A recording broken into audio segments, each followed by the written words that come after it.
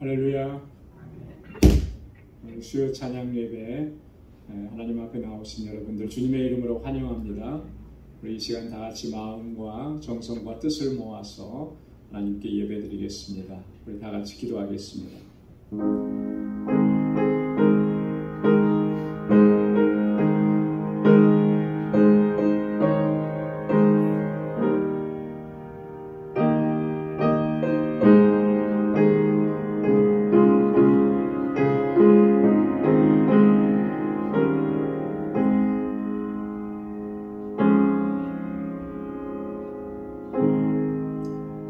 여호와를 사랑하는 너희여, 악을 미워하라.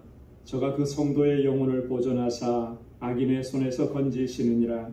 의인을 위하여 빛을 뿌리고 마음이 정직한 자를 위하여 기쁨을 뿌렸도다.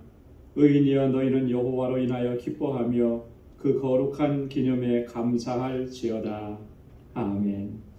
은혜가 풍성하신 아버지 하나님, 성위로 지난 3일 동안도 저희들을 불꽃 같은 눈동자로 살피시고 지키시고 보호해 주셨다가 오늘 이 수요일 저녁에 다시금 주님 앞에 나와서 이렇게 경배와 찬양을 아버지께 올려드리게 하시니 감사합니다.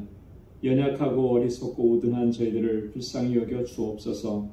아버지의 뜻대로 살고자 하오나 그러나 세상 유혹에 쉽게 넘어지고 쓰러졌던 저희들의 연약함이 있습니다. 주님 앞에 고백하오니 주님 용서하시고 주의 보혈로 저희를 깨끗하게 씻어주셔서 오늘 이 시간도 거룩하고 정결한 마음으로 하나님을 예배케 하여 주옵소서.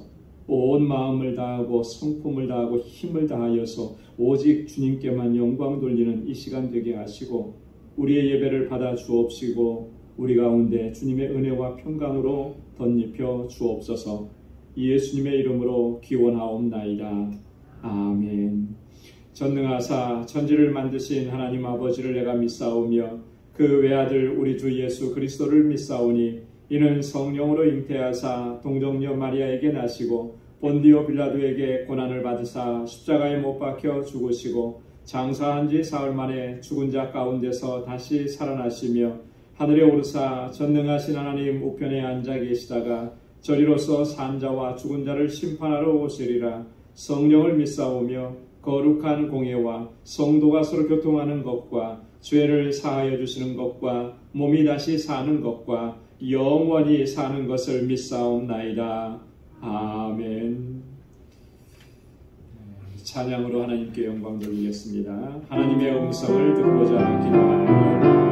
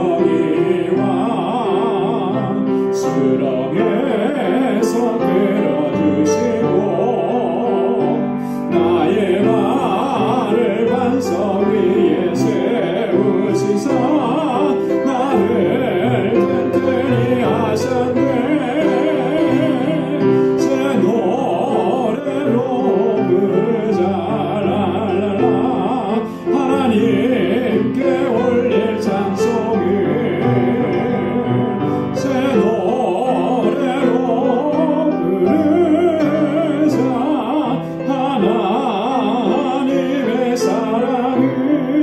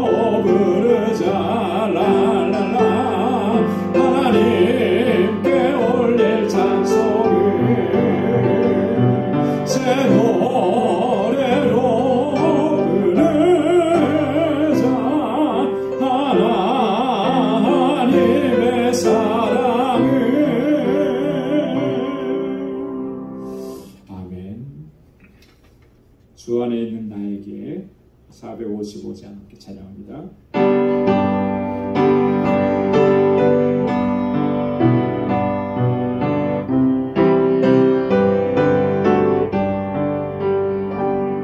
주 안에 있는 나에게 난 근심이 있으랴 십자가 밑에 나가 내 짐을 끌었네 주님을 찬송하면서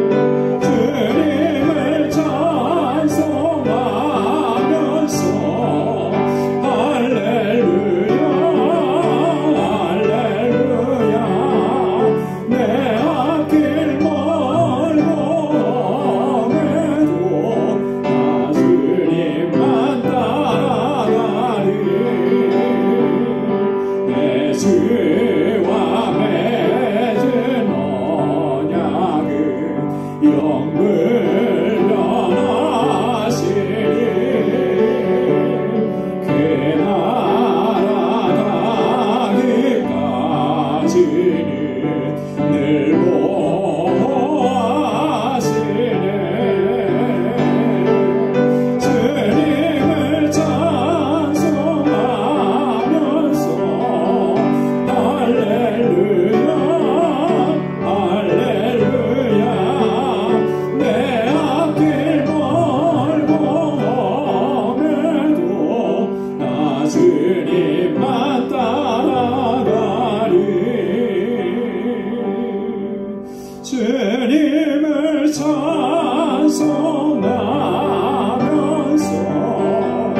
할렐루야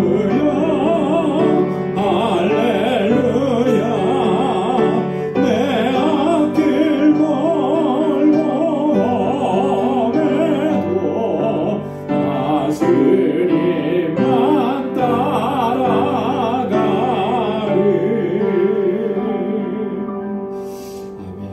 우리의 가는 길이 비록 멀고 험하고 고난이 있어도 오직 주님만을 따라가는 우리 모두가 되기를 소원합니다. 이 세상에 근심된 일이 많고 474장 찬양합니다.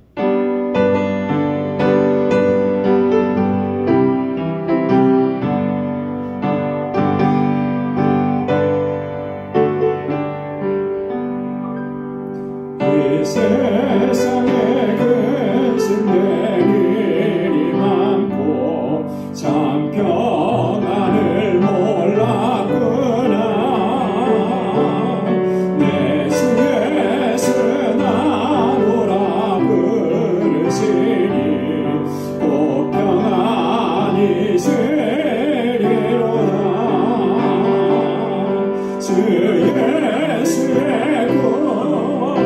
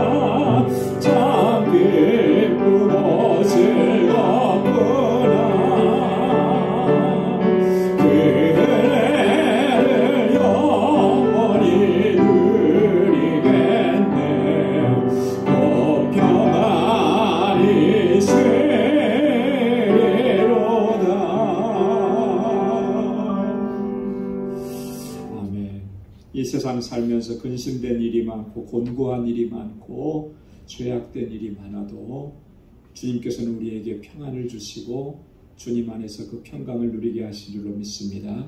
이 시간 그 은혜를 기억하면서 우리 마음을 같이 해서 함께 하나님께 통성으로 기도하겠습니다. 먼저 교회를 위해서 기도해 주시고 또 세워주신 주의 일꾼들과 주의 종들을 위해서 기도해 주시고 또 각 기관들을 위해서 특별히 우리 주일학교와 유스그룹과 EM을 위해서 또 수고하고 애쓰는 모든 교사들을 위해서 함께 기도해 주시고 우리의 환우들 가운데, 우리의 지체들 가운데 환우들을 위해서 여러 가지 곤고한 가운데 있는 우리 사랑하는 형제와 자매들을 위해서 중보의 기도를 함께 합니다. 그리고 구원의 역사가 있도록 하나님께서 은혜 베풀어 달라고 우리 선교사님들을 위해서 사역지를 위해서 기도해 주시고 또 우리 따라온 조국과 우리가 살아가고 있는 이 땅을 위해서 오늘 이 시간 주님 앞에 가지고 나온 간절한 기도의 제목, 이 시간 다같이 통성으로 함께 기도하겠습니다. 은혜가 풍성하신 아버지, 자비하신 하나님 감사합니다. 아버지 하나님, 오늘도 이렇게 저희들에게 은혜 주시고자 보좌 앞으로 불러주시고 주님을 경배하고 찬양하게 하시니 하나님 감사합니다.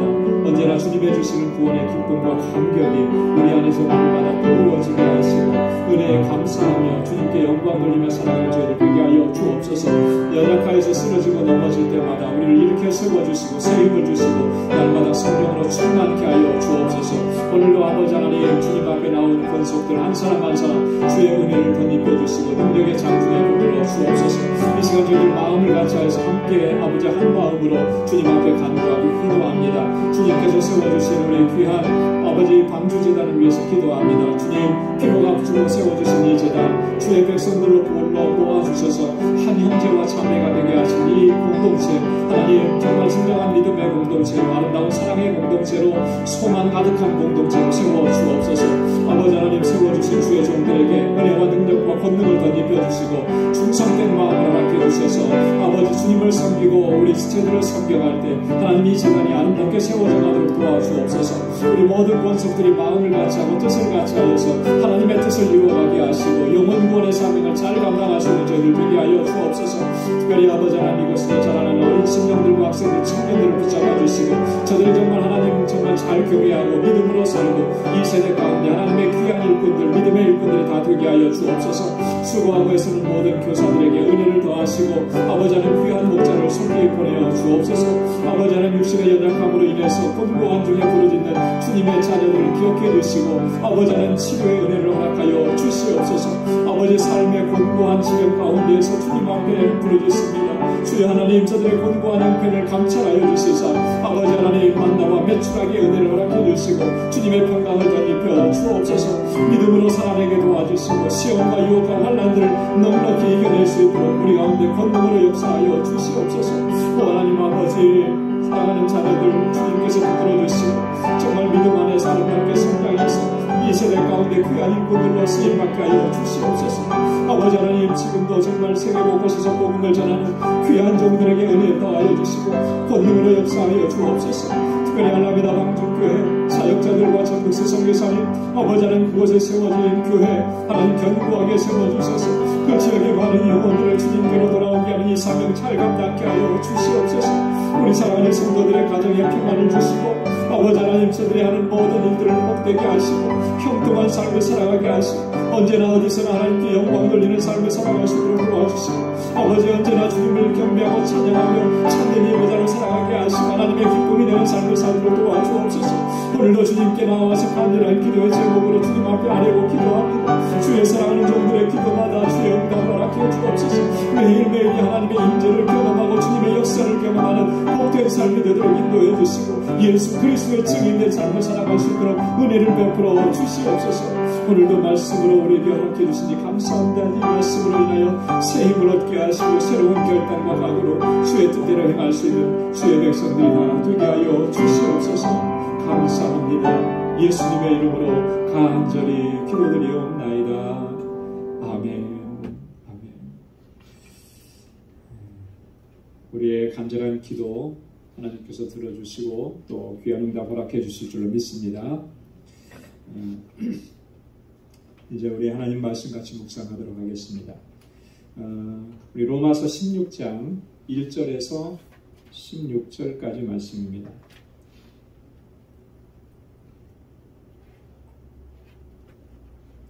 로마서 16장 1절에서 16절까지 말씀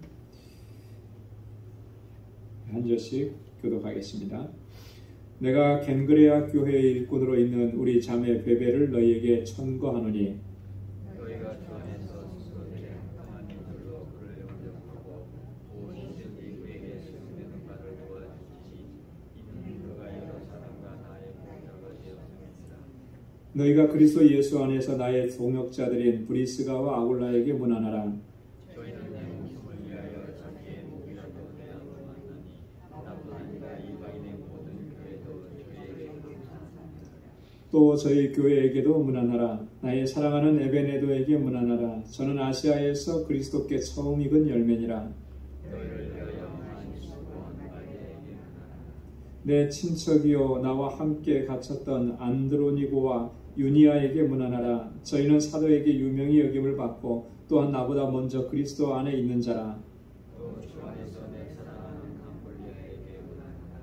그리스도 안에서 우리의 동역자인 우르바노와 나의 사랑하는 스다고에게 문안하라. 그리스도 안에서 인도함을 받은 하멜레에게 문안하라.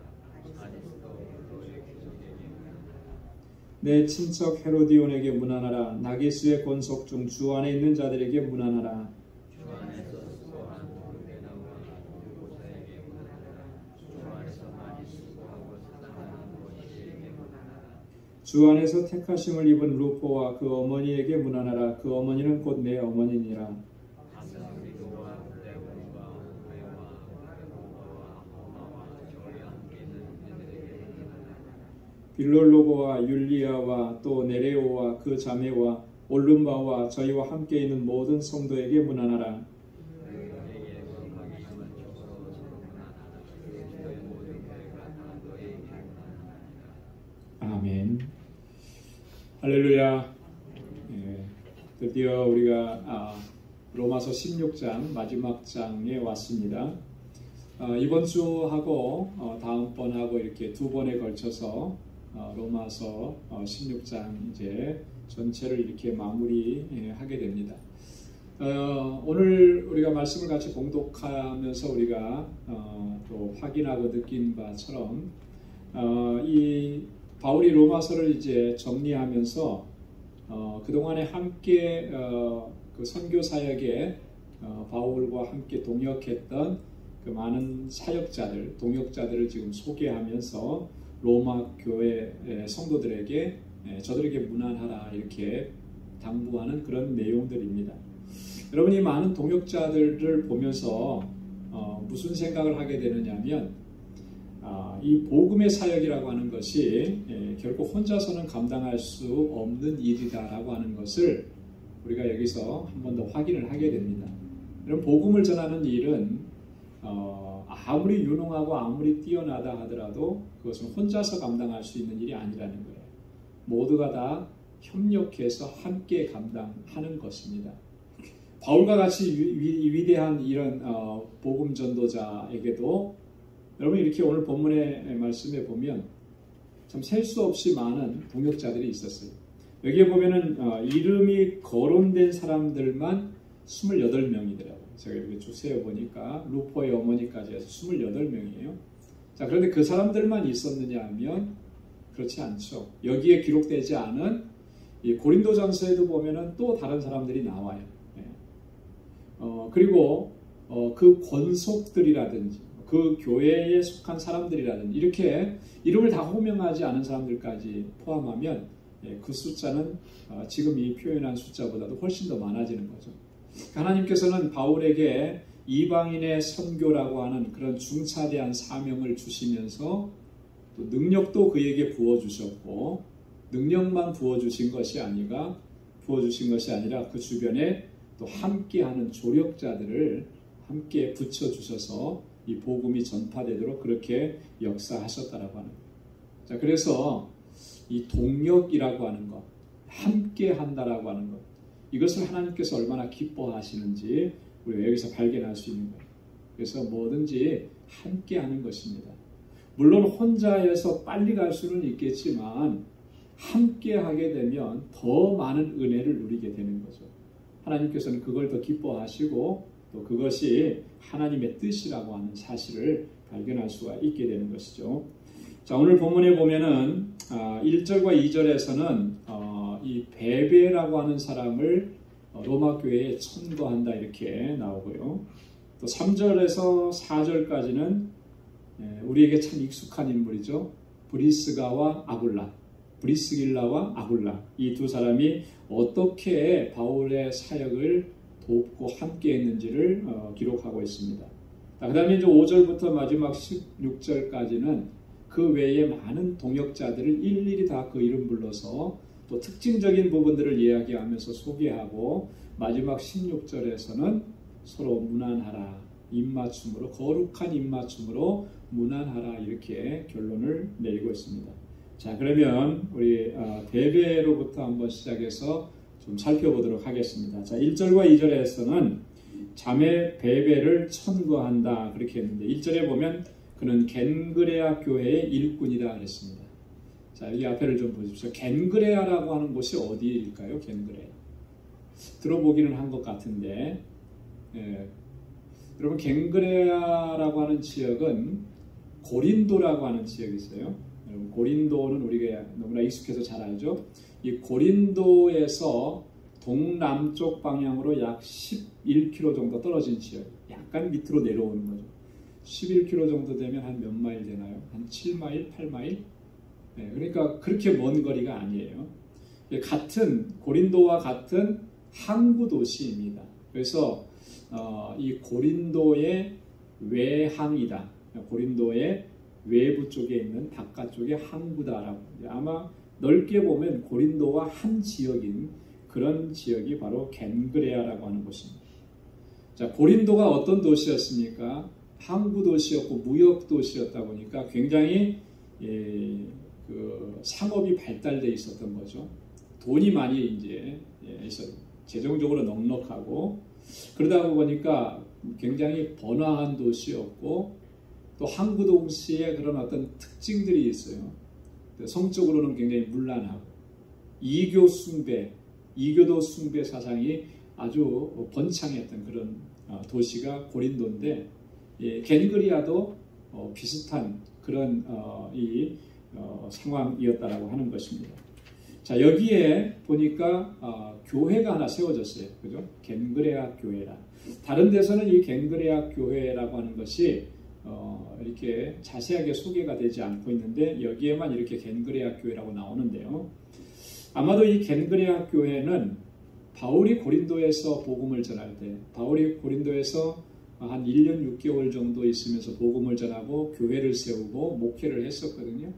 자, 그때 아마 복음을 접했던 사람 중에 일부가 이 겐그리아 지역으로 돌아가서 거기서 교회를 세웠을 것이다. 이렇게 추정을 합니다.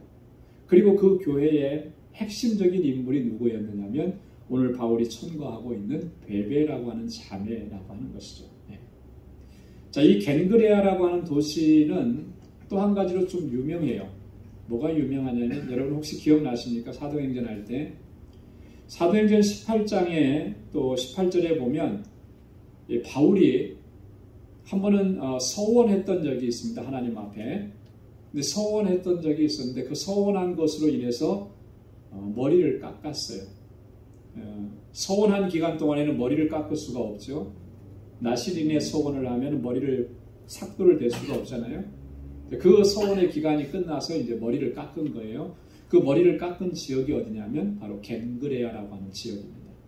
사도행전 18장 18절에 기록되어 있는데, 그리고 또 이 겐그레아에서 바울이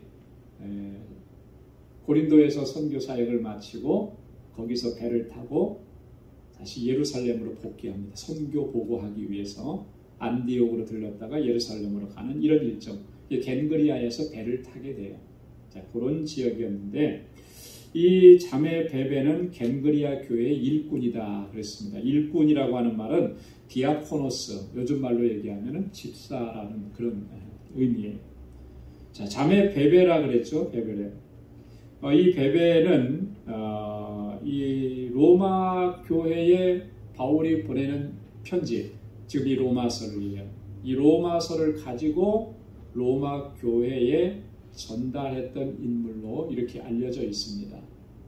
자, 바울이 로마 교회에 보내는 편지를 이렇게 장문의 편지를 써가지고 그걸 누군가에게 보내는데 베베에게 보낸 거예요. 바울이 믿고 안심하고 맡길 수 있는 사람, 그 정도로 신실하게 하나님을 잘 섬기고 주의 일을 잘 감당했던 사람이라는 것을 알 수가 있죠.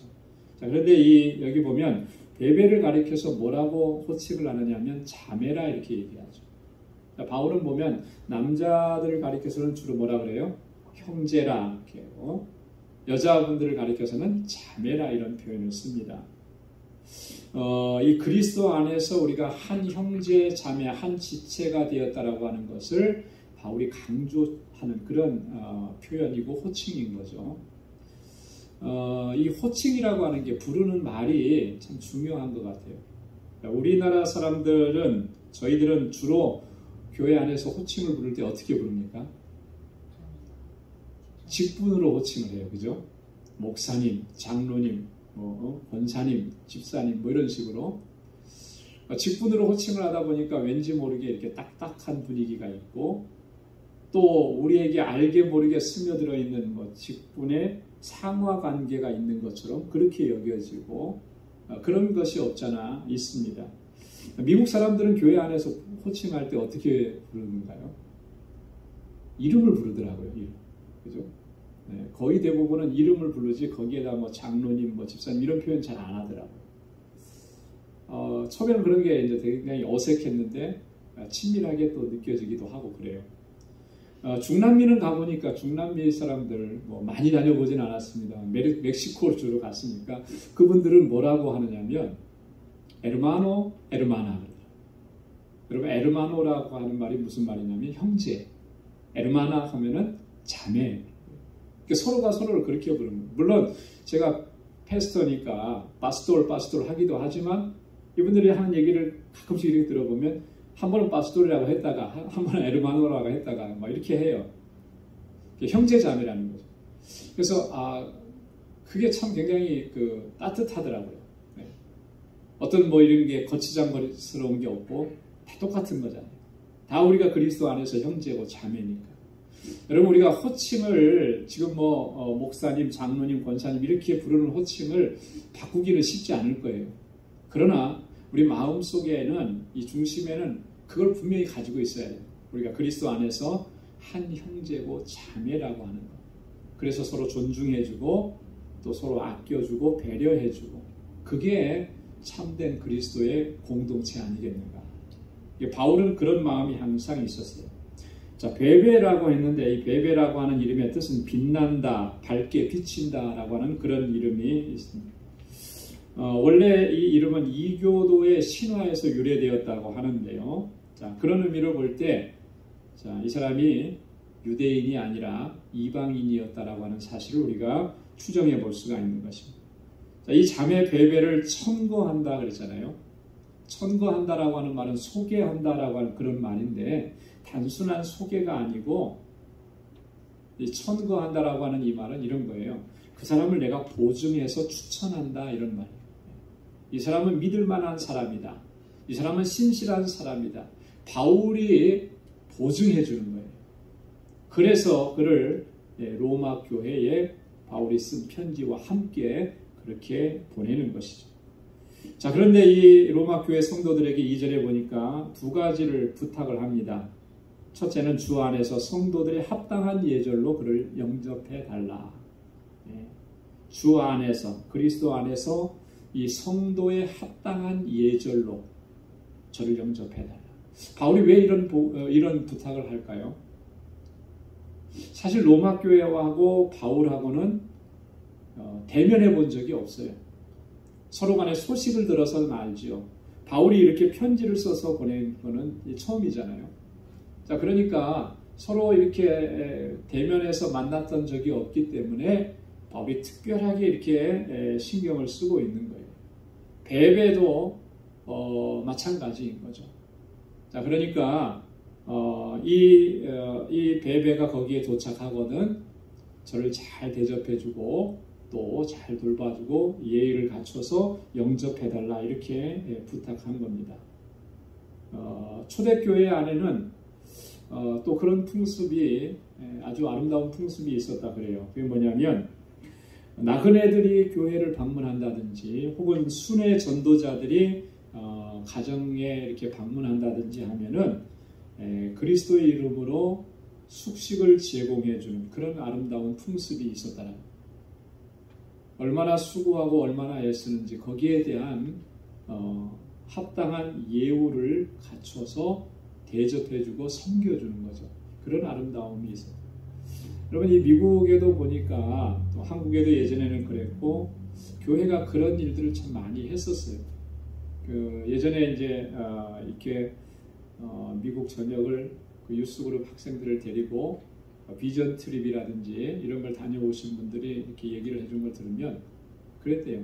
어느 지역에 가면은 그 교회에다 먼저 전화를 한대. 우리 학생들하고 이러이러한 목적으로 여행을 왔는데 교회를 좀 빌려줄 수 있겠냐. 그러면 대부분의 교회들이 웰컴 해준다는 거예요. 환영해주고 그 교회에서 또 하루를 이렇게 묵을 수 있도록 그렇게 해준다는 거예요. 그런데 요즘에는 거의 그런 일이 불가능해졌다는 거죠. 물론 요즘 같은 경우는 코로나가 있고 막 이러니까 그렇겠지만 그만큼 교회 안에도 이 민심이 이렇게 많이 각박해진 거예요. 참 안타까운 모습이 아닐 수가 없죠. 뭐 이런 것도 염려가 되고 저런 것도 염려가 되고 하겠지만 같은 그리스도 안에서 우리가 형제고 자매인 것을 생각하면 저들이 수고하고 애쓰는 이런 모습을 볼 때 또 긍휼히 여기고 배려해주고 영접해주는 이런 모습 우리가 좀 회복해야 할 그런 모습이라 우리가 그렇게 생각을 해보게 됩니다. 베드로전서 4장 9절에 보면 서로 대접하기를 원망 없이 하고 로마서 12장 13절에 보면 성도에 쓸 것을 공급하고 손 대접하기를 힘쓰라.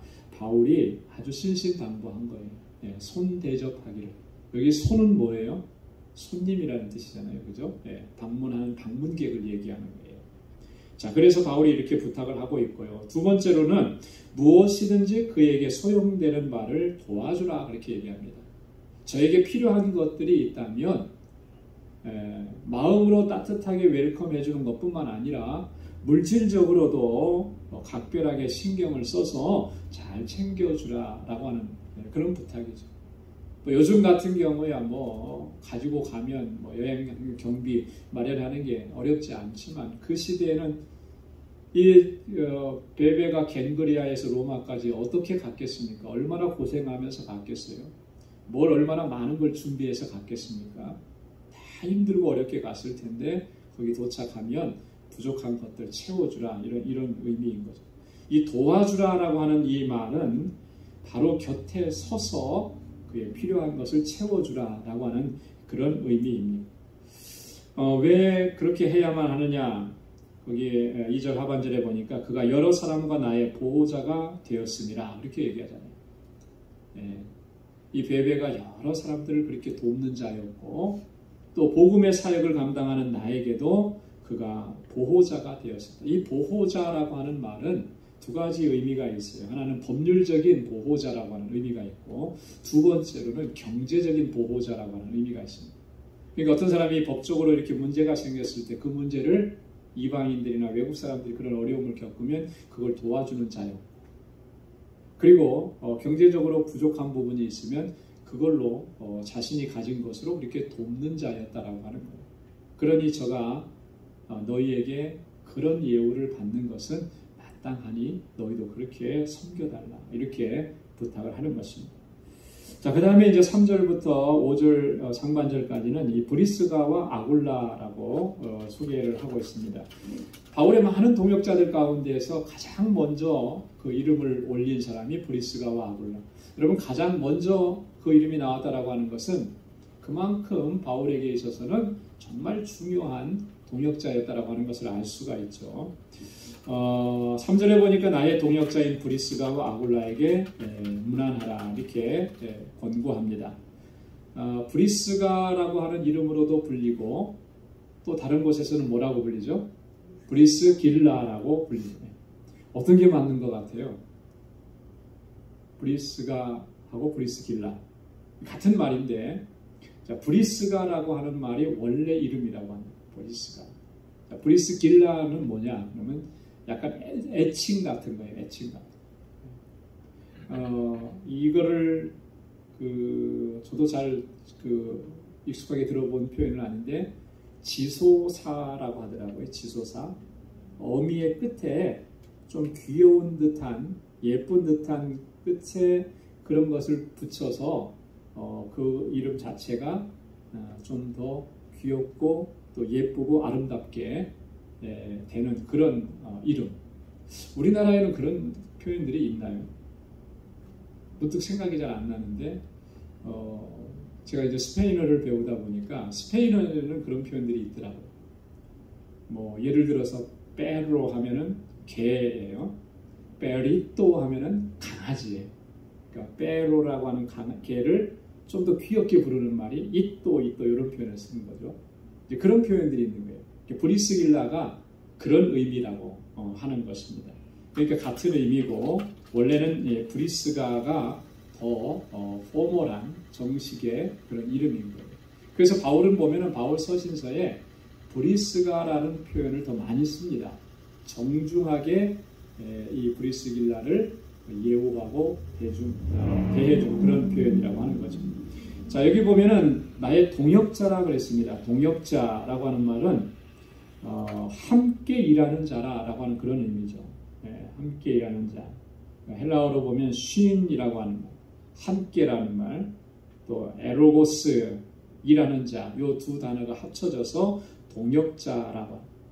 근데 바울이 브리스길라와 아굴라는 바울이 복음을 전하는 사역뿐만 아니라 모든 면에서 사실 바울과 함께 사역을 하고 또 함께 동역을 했었습니다. 그래서 이 브리스길라와 아굴라는 바울과 뭐가 같았다 그랬죠? 직업이 같았다 그랬어요. 업이 같았다 그랬습니다. 그 업은 어떤 업이라고 그랬습니까? 기억나세요? 천막 만드는 업.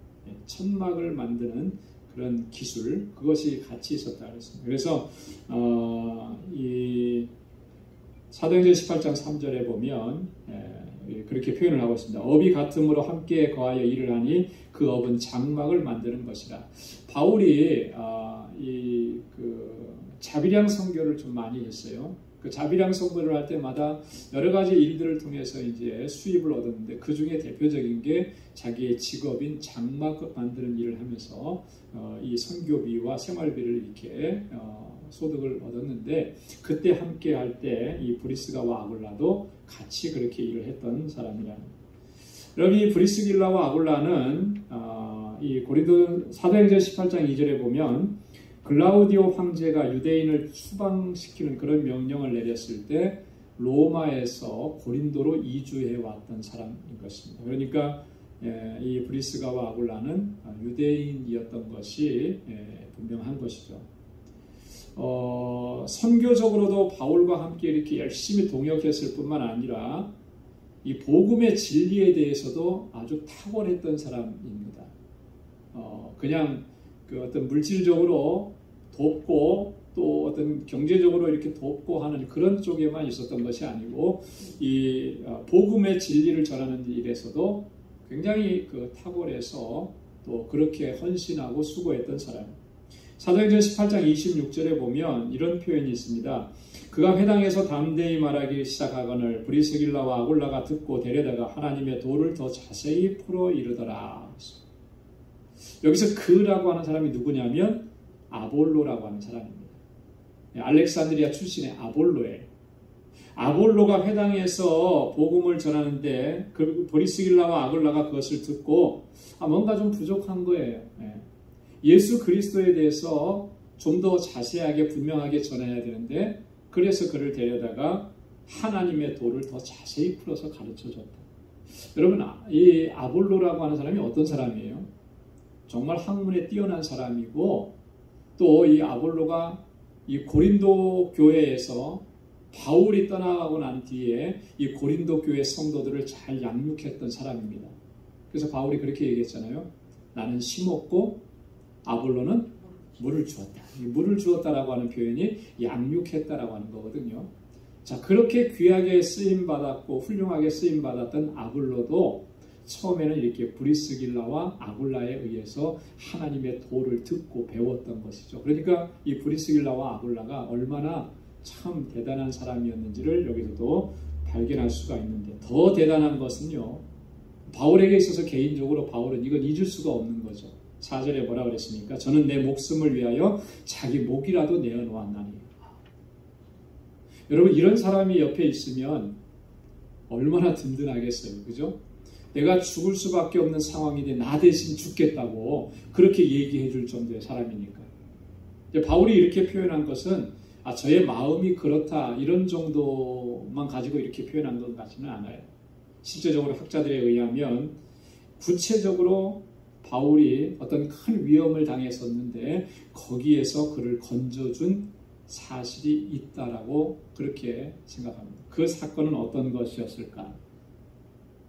이렇게 추정을 합니다. 에베소에서 이 사도행전 19장에 보면 바울이 에베소에서 복음을 전하다가 거기서 큰 어려움을 당합니다.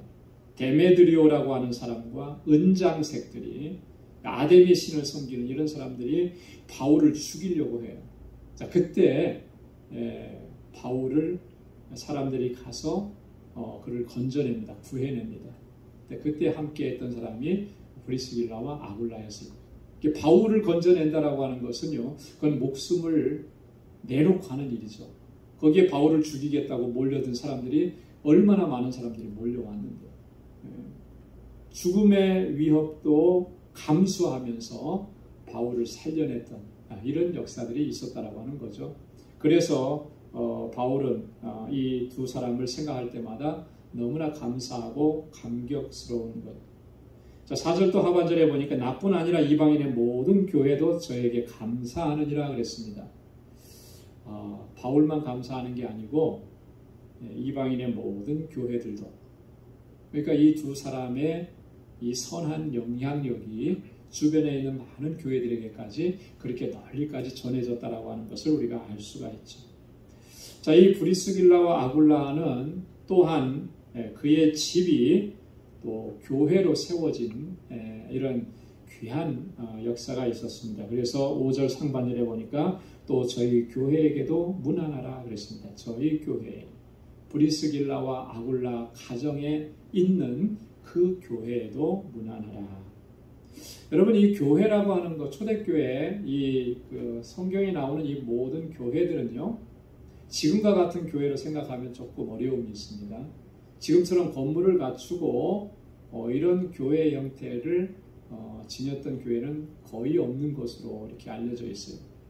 AD 3세기까지 교회가 어떤 독립적인 건물을 가지고 예배를 드렸다, 이런 기록은 거의 없다라고 합니다. 대부분은 다 그러면 어떻게 모였겠습니까? 가정에서 모인 거죠. 가정에서. 그래서 가정교회. 골로새서 4장 15절에 보면 눈바와 그 여자의 집에 있는 교회. 빌레몬서 1장 2절에 보면 빌레몬의 집에 있는 교회. 골로새서 16장 19절에 보면 아굴라와 브리스가의 집에 있는 교회. 그 집이 교회가 된 거예요. 그러니까 많이 모여도 한 30명, 50명을 넘지는 못했을 거예요. 그런 작은 가정교회들이, 성경에는 여러 교회들이 등장을 하죠. 빌립보 교회, 에베소 교회 다 나오지만 그 외에도 수많은 가정교회, 초대교회들이 있었다라고 하는 것을 알 수 있습니다. 자, 그 다음에 5절부터 15절까지는 그 외에 여러 동역자들이 소개가 되고 있습니다. 그 이름이 거론된 사람만 28명이라고 그랬죠. 그리고 권속, 또 함께하는 형제들, 모든 성도들, 이런 표현들이 있습니다. 우리가 이거 자세히 다 다루기는 좀 어려운데 몇 가지만 좀 살펴보도록 하겠습니다. 5절에는 나의 사랑하는 에베네도라, 그렇게 얘기했고, 이 에베네도라고 하는 이름의 뜻은 칭찬받는, 이런 뜻을 가지고 있습니다. 사랑하는 이라고 표현한 것처럼 바울이 그에 대해서 얼마나 깊은 애정을 가지고 있는지 우리가 여기서 확인할 수 있는데, 이 에베네도에게 있어서 특징적인 건 뭐냐면 아시아에서 그리스도께 처음 익은 열매다. 무슨 말입니까? 아시아 지역에서 처음으로 예수님을 영접한 사람이다. 여러분이 아시아에서 처음 예수님을 영접해서 열매가 된 사람이 에베네도라고 그랬는데요. 자, 그러면 우리가 한 가지 여기 좀 시간이 지나더라도 한 가지 좀 기억을 해야 될 것이 좀 있어요. 뭐냐면 우리나라에서 최초로 기독교인이 된 사람은 누구일까요? 한국 교회에서도 좀 알아야 되겠죠, 그죠? 우리나라에서 최초로 기독교인, 개신교인을 얘기하는 거예요. 프로테스탄트, 장로교인인데 누구일까요? 서상륜이라고 하는 거예요. 여러분 들어보신 적 있으세요 혹시? 서상륜.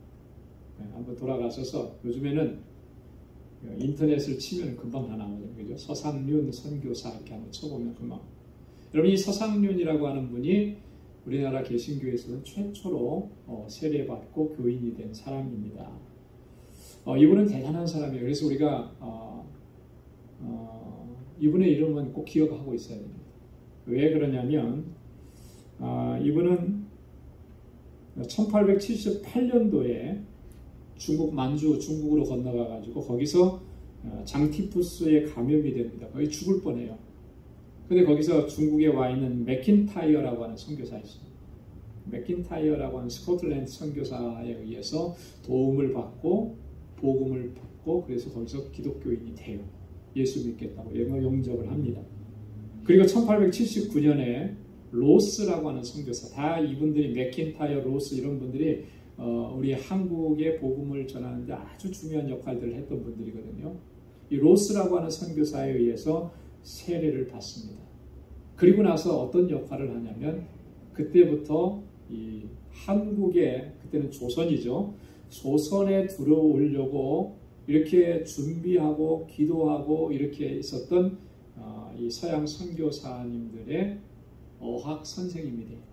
한문을 가르쳐주고 한글을 가르쳐주는 선생님이 됩니다. 그러면서 중요한 일을 하나 더 합니다. 뭐냐면, 그러고 한 10년 정도 지난 1887년도에 예수 선교 전서라고 하는 최초로 신약 성경을 우리말로 번역을 합니다. 완역을 해요. 마태복음에서부터 요한계시록까지 한글로 다 번역을 해요. 그래서 이 성경책이 먼저 우리나라에 들어옵니다. 그래서 우리나라에 복음이 전해질 때 정말 특징적인 게 하나 있어요. 그 뭐냐면 선교사님들, 외국 선교사님들 우리나라에 들어오기 전에 먼저 한글로 번역된 성경이 들어왔다라고 하는 거예요. 여러분 이거 놀라운 일입니다. 대부분의 경우는 선교사님들이 그 지역에 가서 복음을 전하면서 그 나라 말을 배우고 그리고 나서 그 나라 말로 성경을 번역을 해요. 성경은 한참 뒤에 나오죠.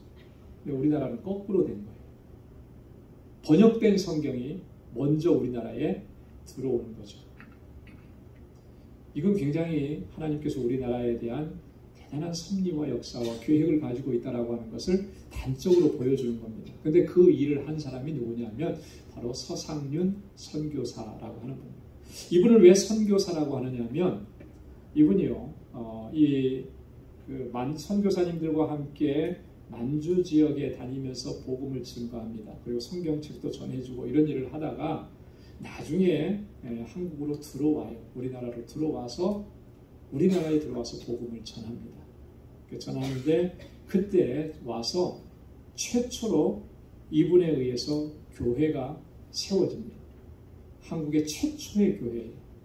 자생적으로. 이것도 선교사님들이 세운 교회가 아니고 서상륜 선교사 이분에 의해서 세워진 교회. 그것을 교회 이름이 송래교회라고 합니다. 이 이름도 우리가 꼭 기억해야 해요. 송래교회. 나중에 송천교회라고 이름이 바뀌는데 대한민국의 최초의 개신교 교회 송천교회입니다. 자, 그리고 이 서상륜 선교사의 동생인 서경조 목사님이에요. 그분이 함께 교회를 섬기고 복음을 전하는 귀한 일을 해요. 그 첫 열매가 있었기 때문에, 그죠? 첫 번째로 세워진 교회가 있었기 때문에 오늘 우리나라에 정말 이 수많은 교회들이 세워지게 된 거죠. 그 첫 출발점이 어디냐면 서상륜 선교사 그리고 송래교회, 다른 말로 송천교회. 여러분, 그래서 첫 열매라고 하는 것이 너무나 중요한 거예요. 아시아에서 그리스도께 처음 익은 열매 에베네도, 이 한 사람으로 말미암아 그 이후에 수많은 열매들이 맺혀지게 된 것이죠. 그래서 정말 이 첫 열매가 하나님께 바쳐지면 그로 인해서 수많은 열매들이 맺혀지게 된다라고 하는 이 생명의 원리, 하나님의 축복의 원리, 복음의 원리를 우리가 늘 기억하면서 우리에게 주신 사명도 잘 감당하고 또 우리 가정 안에서 그런 역할들을 감당하고 또 우리 교회도 어딘가에 가서는 그곳에서 첫 열매가 맺혀지는 그런 역사를 위해서 우리도 함께 쓰임받고 또 하나님께 그렇게 영광 돌릴 수 있는 모두가 될 수 있기를 주님의 이름으로 축원합니다. 오늘 말씀은 여기까지 저희가 살펴보도록 하고요. 우리 6절 이하의 여러 다른 우리 동역자들을 계속 소개하고 있는데 다음에 이렇게 우리 마지막으로 정리하면서 한 번 더 간단하게 살펴보고 또 이 로마서 마지막 부분을 함께 저희가 공부하도록 하겠습니다. 오늘 나눠드린 교재는 다음 주에도 꼭 가지고 오셔서 함께 보도록 하겠습니다. 다 같이 기도하겠습니다. 은혜가 풍성하신 아버지 하나님 감사합니다. 오늘도 주님의 은혜 가운데 저희들을 지켜주시고 또 이렇게 하나님을 경배하고 예배케 하시니 감사합니다. 아버지 하나님, 주님께서 주신 이 말씀을 늘 기억하고 또 하나님의 뜻을 온전하게 감당해낼 수 있는 우리의 방주 권속들이 다 되게 하여 주옵소서. 아버지 하나님, 바울에게는 수많은 동역자들이 있어서 주의 복음을 또 정말 효과적으로 풍성하게 증거할 수 있었던 것처럼 오늘 우리도 서로가 서로에게 동역자가 되게 하시고 함께 동역하고 주님의 일을 감당해내는 우리 방주의 권속들이 다 되게 하여 주옵소서. 아버지 앞에 더욱 귀하고 아름답게 쓰임받는 우리 방주 공동체 되기를 원합니다. 귀한 열매가 가득하고 생명의 열매가 넘쳐나서 하나님께 영광 돌리는 귀한 우리 방주 공동체 되도록 도와주옵소서. 하나님, 주님의 귀한 백성들 한 사람 한 사람 주님의 능력의 장중에 붙들어 주시고 언제나 어디서나 하나님의 영광을 위해서 쓰임받게 하여 주옵소서. 복된 삶을 살아가게 하시고 형통한 삶을 살아갈 수 있도록 도와주시고 많은 사람들에게 선한 영향력을 끼치는 하나님의 귀한 일꾼들로 삼아 주옵소서. 이제는 우리 주 예수 그리스도의 무한하신 은혜와 하나님 아버지의 크고 놀라우신 사랑과 성령의 위로 교통 충만하심의 역사가 예수 그리스도의 복음의 증인으로 살아가기로 결단하고 다짐하는 우리 광주의 모든 믿음의 권속들과 저들의 가정과 직장, 생업의 터전과 학업 위에 이제로부터 영원까지 함께 하시기를 간절히 축원하옵나이다. 아멘.